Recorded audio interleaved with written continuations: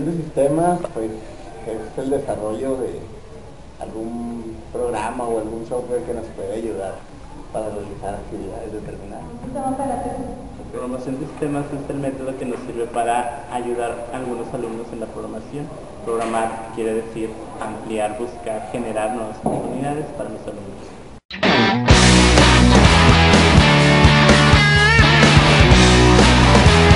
La programación de sistemas es la programación que está más fuerte relacionada con el hardware y con los sistemas operativos. Mi nombre es Lamia Fernández Medina, trabajo en el Instituto Tecnológico de La Laguna, soy ingeniero en sistemas computacionales en programación. Hola, ¿usted nos podría hablar sobre la programación de sistemas? Sí, la programación de sistemas es una área donde se crean programas que apoyan a otros programas. Generalmente se le conoce como programas base, como los sistemas operativos, los compiladores, entre algunos otros.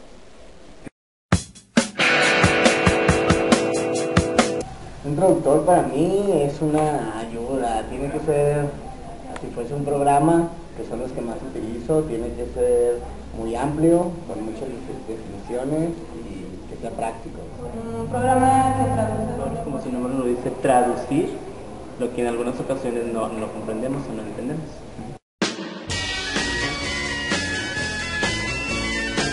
Los traductores son el programa que traduce de un lenguaje fuente a otro lenguaje los traductores lo que hacen, como su nombre lo dice, traducen de un lenguaje a otro lenguaje.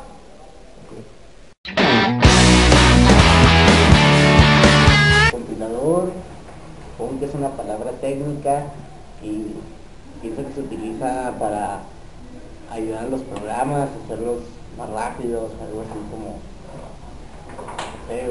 comprimirlos o poderlos ejecutar de una manera más rápida.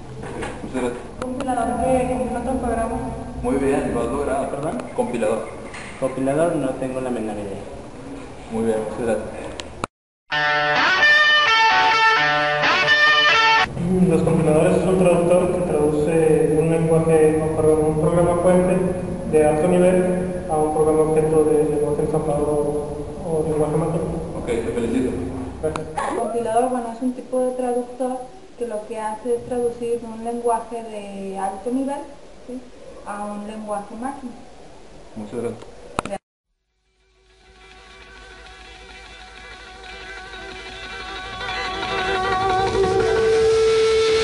En 1946 se desarrolló la primera computadora digital. En un principio, estas máquinas ejecutaban instrucciones consistentes en códigos numéricos que señalaban a los circuitos de la máquina los estados correspondientes a cada operación, lo que se denominó lenguaje máquina. Pronto, los primeros usuarios de estos ordenadores descubrieron la ventaja de escribir sus programas mediante claves más fáciles de recordar que esos códigos. Al final, todas esas claves juntas se traducían manualmente al lenguaje máquina. Estas claves constituyen los llamados lenguajes ensambladores. 1952.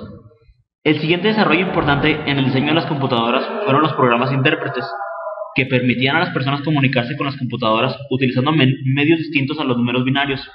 En 1952, Grace Murray Hopper, una oficial de la Marina de los Estados Unidos, desarrolló el primer compilador A-0, un programa que puede traducir enunciados parecidos al inglés en un código binario comprensible para la máquina llamado COBOL. En 1954 se empezó a desarrollar un lenguaje que permitía escribir fórmulas matemáticas de manera traducible por un ordenador. Le llamaron Fortran. Fue el primer lenguaje de alto nivel y se introdujo en 1957 para el uso de la computadora IBM modelo 704. También en 1957 se realizó el primer compilador para procesamiento de datos que usaba comandos en inglés, el B-0, cuya aplicación principal era el cálculo de nóminas. En 1958, Strong y otros proponen una solución al problema de que un compilador fuera portable, y esta era dividir el compilador en dos fases: front-end, la que analiza el programa fuente, y back-end, la que genera el código objeto para la máquina objeto. En 1959, Rabin y Scott proponen el empleo de AFD y AFN para el reconocimiento lexicográfico de los lenguajes. El primer compilador autocontenido, es decir, capaz de compilar su propio código fuente, fue el creado para Lisp por Hart y Levin en el MIT en 1962. ALGOL 60 fue usado principalmente por científicos de la computación de investigación en los Estados Unidos y en Europa en el año de 1969. Su uso en aplicaciones comerciales se vio obstaculizado por la ausencia de entrada o salida de las instalaciones en su descripción y la falta de interés en la lengua por los vendedores de equipo grande. ALGOL 60 tuvo, sin embargo, que convertirse en el estándar para la publicación de los algoritmos y tuvo un efecto profundo en el desarrollo del lenguaje en el futuro. Finalmente, en 1975, aparece LEX, que era un generador automático de analizadores léxicos a partir de expresiones regulares bajo Unix.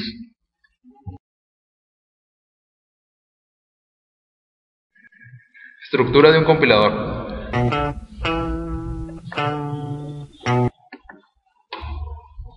Esta es la estructura básica de un compilador. Vamos a ver sus partes y los elementos que la conforman.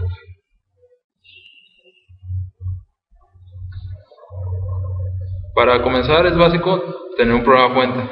Este es el que será compilado para obtener un resultado.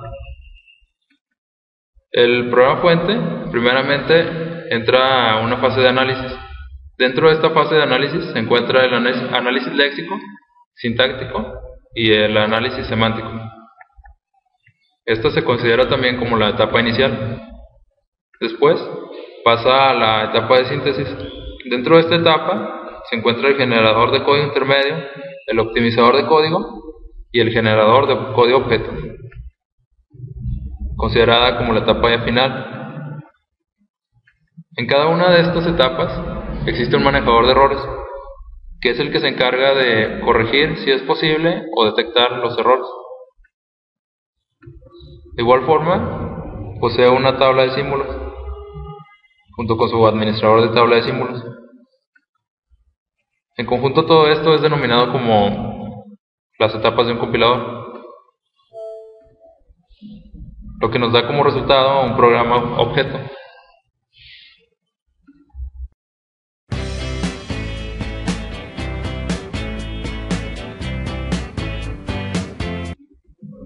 Hola, ¿qué tal? Bienvenidos a una sesión de Compilando con sus amigos del TEC Laguna. Para esto vamos a hacer un ejercicio de reconocimiento de las etapas de compilación. Necesitamos un problema. Para este problema vamos a representar las entradas, las salidas y el estado de la tabla de símbolos y también los diferentes procesos de la compilación del siguiente programa fuente. Aquí podemos ver nuestro programa fuente. Es la entrada que vamos a tener. Tenemos aquí algunas variables de tipo float y de tipo entero. Aquí podemos ver los nombres y obviamente su tipo. Tenemos también definidas las fórmulas para calcular el área y para calcular el volumen.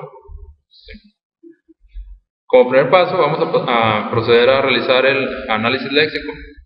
El análisis léxico es el encargado de leer el programa carácter por carácter y posteriormente lo descompone en símbolos básicos llamados tokens. Por ejemplo, aquí asignamos identificadores para cada una de las variables y también incluimos un token para el punto y coma, que es el token de lim, lo que indica un delimitador.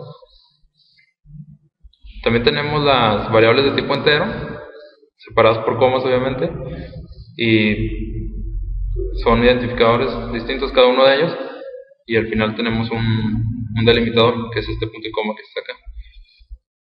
En las fórmulas del área y del volumen únicamente vamos a sustituir los identificadores dentro de las fórmulas, y en el caso de que existan algún operador aritmético podemos poner el token llamado operit.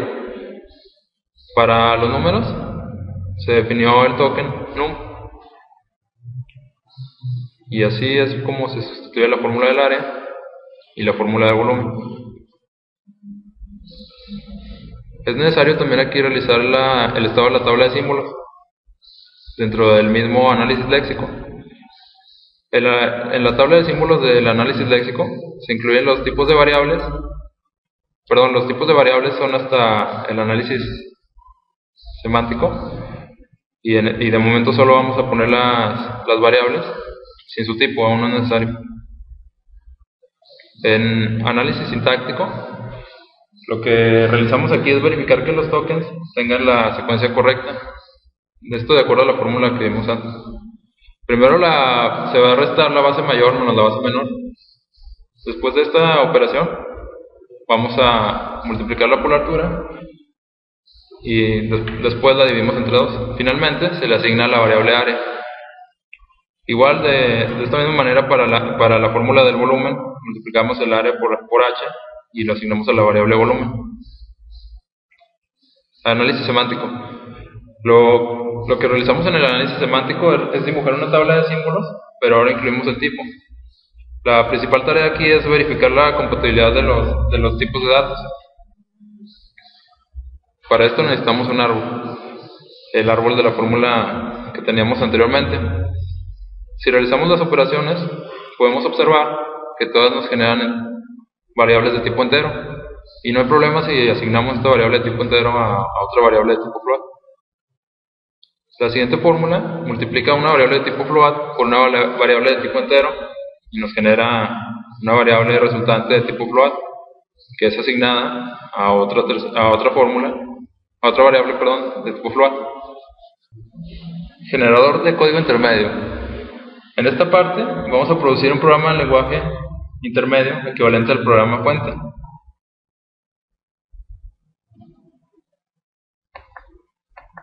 Por ejemplo, aquí es importante también recalcar que vamos a utilizar el código de 3 direcciones. El código de 3 direcciones nos permite tener 3 nombres como máximo y un operador opcionalmente. Aquí vemos, por ejemplo, tenemos 2 nombres y un operador, y esto se asigna a una variable temporal t1. Después t1 es multiplicada por la altura y asignada a la variable temporal t2, para así poder dividir t2 entre 2 y asignárselo a la variable temporal t3. Después el área va a tener ahora el resultado de todas estas operaciones que está incluida en t3. t4 es otra variable temporal que va a contener la multiplicación de t3 por h, y finalmente al volumen vamos a asignarle la variable temporal 4, que incluye todas las operaciones que hemos realizado. Optimizador de código. En esta parte lo que buscamos es mejorar el código intermedio que hemos producido anteriormente, ya sea para que se ejecute más rápido o bien tenga un tamaño más compacto. Como podemos ver aquí, a diferencia del código intermedio, en la optimización de código tenemos un tamaño más compacto y seguimos teniendo las mismas operaciones. Generador de código objeto. En este generador de código objeto podemos producir el código en lenguaje ensamblador o en lenguaje máquina. Aquí tenemos definido los registros que estamos utilizando para almacenamiento en memoria de las diferentes variables que usamos en nuestro programa fuente. Y este es el código en lenguaje ensamblador que nos representa las operaciones que vamos a realizar. Primeramente, almacenamos la variable base mayor y base menor en los registros R1 y R2. Con la palabra sub indicamos que realizaremos una resta de la base mayor menos la base menor. El resultado es almacenado en el registro 1. Ahora es necesario cargar la altura en el registro 2 para poder multiplicarla por el resultado que estaba almacenado en el registro 1. Después, este resultado será dividido entre 2 para así poder cargarlo en la parte del área. Está direccionada por 110H, es una localidad de memoria y es así como lo representamos en el lenguaje ensamblador. A la localidad de memoria a la que queremos asignar la variable separada de una coma y pues el registro que queremos asignar. Cargamos en el registro R2 con la palabra reservada move lo que contiene el registro 150H, que sería la variable h, y después lo multiplicamos por el registro 2, pero multiplicamos por el registro 1, que es quien tenía el resultado de las anteriores operaciones. Y finalmente cargamos en la localidad donde se encuentra el volumen el resultado, como podemos observar aquí.